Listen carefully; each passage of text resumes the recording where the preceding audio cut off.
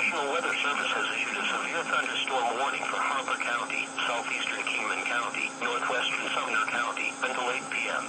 At 7:11 p.m., a line of severe thunderstorms extended from 5 miles east of Norwich to Elreda, moving east at 30 miles per hour. You can expect quarter-size hail and 60 miles per hour wind gusts. The warning was based on radar indications.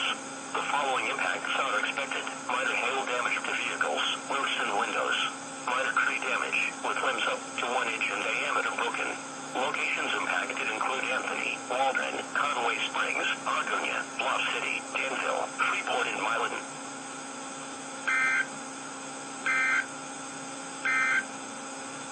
The National Weather